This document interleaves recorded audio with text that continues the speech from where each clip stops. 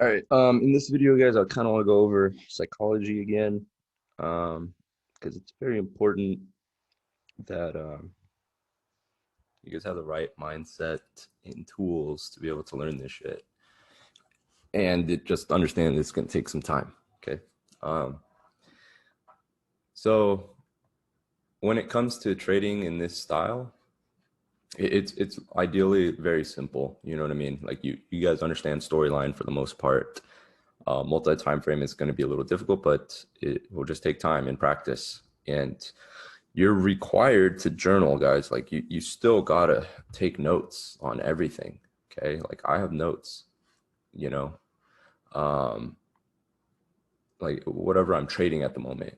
You know what I mean? If I'm trading Roku, I have notes. If I'm trading Shop, I have notes. If I'm trading um, GME, I have notes. Okay. Like I actually do this. I don't not do this. I take notes on what I'm trading at the current moments.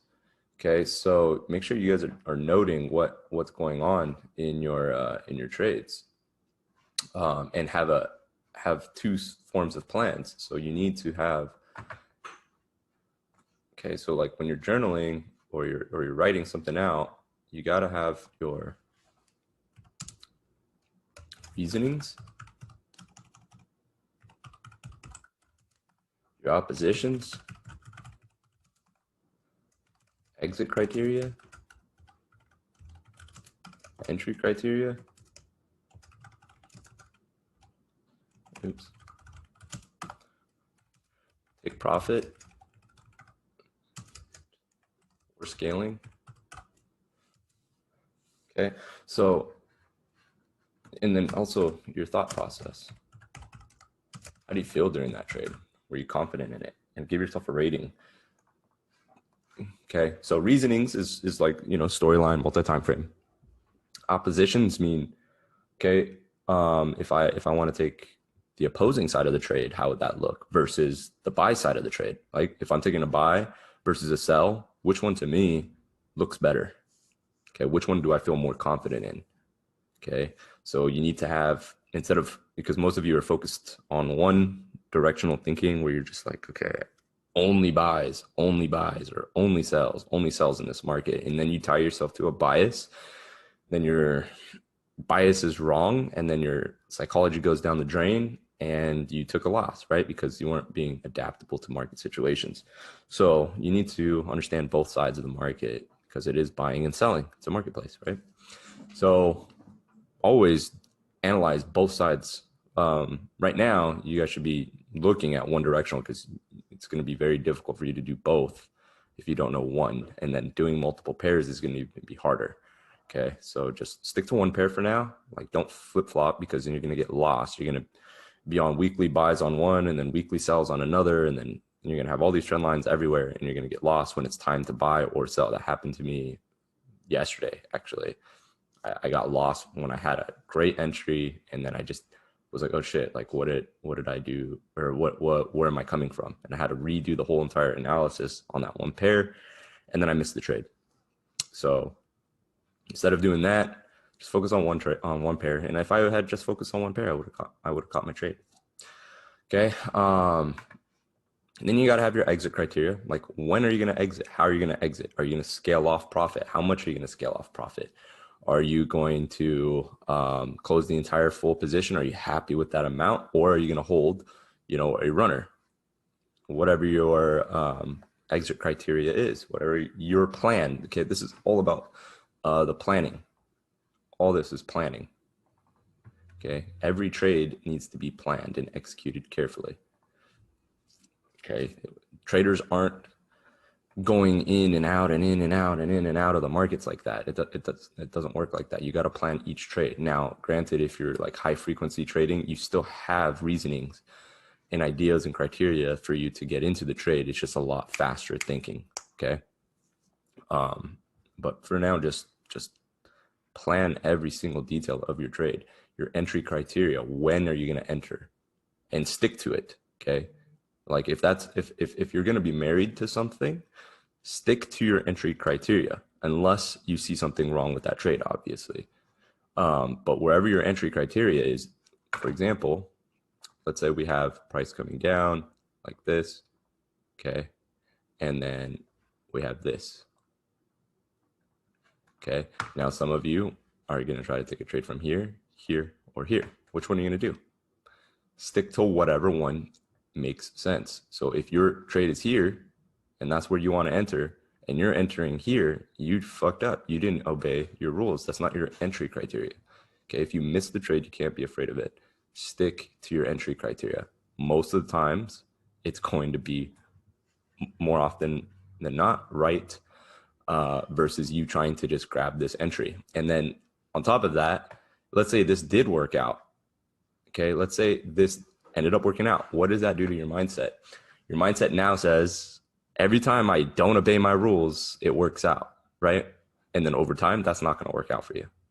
And you're going to have to start from the beginning anyways and start doing this shit again. Okay, so be patient and wait. If the trade didn't come to you, then it didn't follow your plan. And then that's when it's okay. It's okay to miss. There's nothing wrong with it. You'll catch another one. Obviously, have your take profits, right? And you're scaling, meaning if wherever my TP is or wherever I'm going to re-enter and scale into the trade, or scale off of the trade, like I need to understand where those are happening for me to have successful trades. Then also your thought process, you need to be writing down how you feel during the trade. How do you think that trade went? Did you execute it perfectly? Because okay, when you're taking trades that you didn't thoroughly think and you still caught it, like let's say you just bought somewhere, like your idea was to buy down here, let's say, but you bought it down here and then it went. Okay, what does that do to your psychology?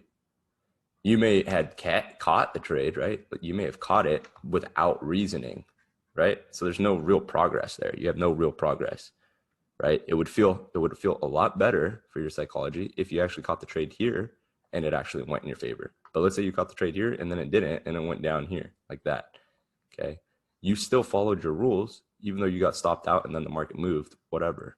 Okay, you at least built your brain to be able to follow the rules. Okay, because over time, remember, it's not about this trade. It's not this trade. It's series of trades that matter. Okay, so when you detach yourself from the single trade idea, okay, when you detach yourself from this entire trade idea, and we have multiple of these trades, and over time, you're following your rules and reasonings to enter, then you will start to see progress. But when you are just not obeying shit, entering wherever the fuck you want just because you think, not following your entry criterias, and then you're catching trade, you're fucking your psychology up a lot. Okay, because then you're gonna have to start from square one. Because what's gonna happen is you are going to find entries that stick to your rules, right? Sometimes it'll come to your rules, and then you're going to try to find entries that don't apply to your rules, right? And then you're going to find entries that stick to your rules and then don't apply to your rules. And then now you're all over the place. Now you're like, I don't know why I can't find consistency, because you're not sticking to one rule. You're trying to follow multiple things. If this wasn't part of your rule to take this trade, and this was, what's a bigger payoff? Okay, we can see here, okay, I got my trade. Oh no, it stopped me out. And then it went to my real entry, right? And then now you got this real entry, but you took a loss here. So you're really just kind of like at break even. But if you would have stuck to your rules and you would have just bought from here, right? You'd be in profits and you would have avoided a loss.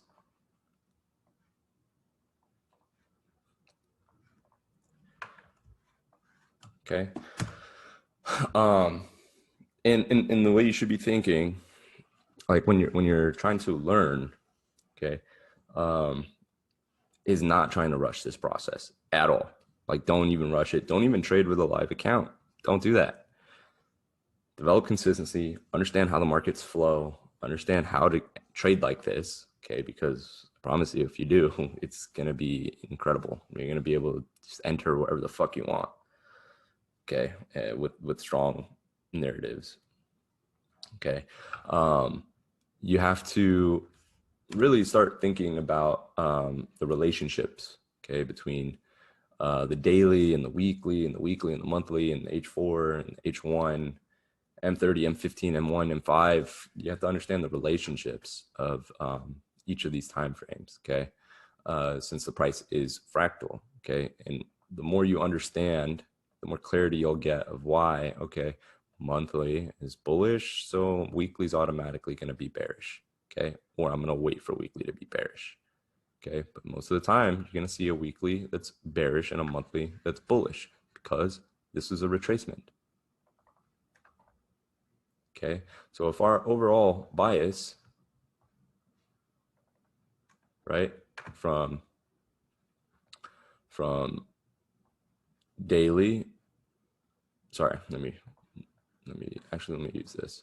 So if our overall bias is monthly for buys, then our weekly should be our retracement. Entry on a daily, then our H4 should be a retracement on that daily until we just keep flowing. Okay. So try to understand the fractal nature of that. Okay. Try to understand how the flow between those work, right? And the reason storyline works is because we have sellers up here, buyers down here.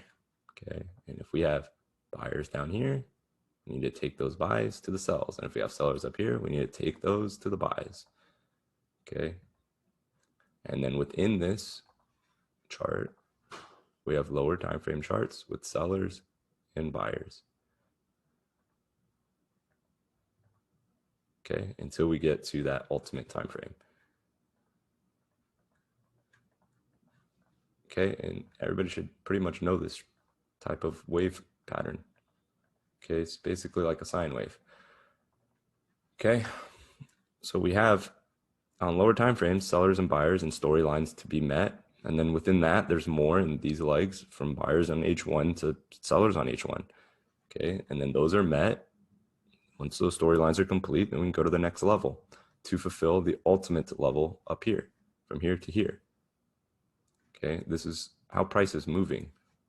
It's not moving off supply and demand or any of that bullshit, right? It's not moving off order blocks. It's not moving off institutional order flow. Just look at your charts and you'll see. Why is it going from monthly highs to monthly lows? Why is it going from monthly lows to monthly highs? Why is weekly roadblocks going back down to weekly support zones? Okay, like why is that happening? Why is it so precise? Okay, this is the most precise it's going to get. And it's going to be the most understandable thing you can get because no smart money concepts teach this shit at all.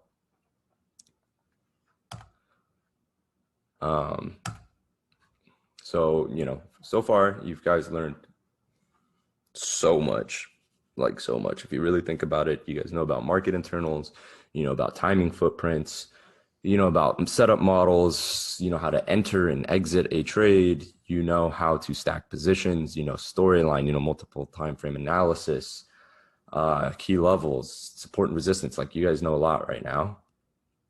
And some of the things you're going to want to tarnish, right? You're not tarnish, but throw away. Like some of you don't even trade the setup models, which is 100% fine. I don't trade the setup models anymore. I just buy support and sell resistance. It's easier. Okay. Now there's time, like if I want to stack positions and I see, okay, like cool, I have a QMF here, then I'll take that. Or I have a QMX, perfect. Right. Or I have SNRC1, SNRC2, like whatever one it is, then I'll take that. But, you know, if I don't have to, I just buy support, sell resistance. So simple. It's the same thing. It's all calculated in there anyways. Okay. So, you know, just try to stick to one thing, try to understand it, devour it, and journal it and screenshot, like how I did the other day. Yesterday, I sent you guys PDFs. That's exactly how you want to do it. Now, again, those PDFs, I'm just showing you just like I didn't do the higher time frame analysis on that. I just literally went from my H4 as my buy direction and then M30, right? Because we understand H4 direction has M30 set up with H1 roadblock. Okay, so once you understand that, okay, you can just start looking in your charts for that because top down is going to be very hard in back testing. So anyways, is there anything else I want to say? Let me think.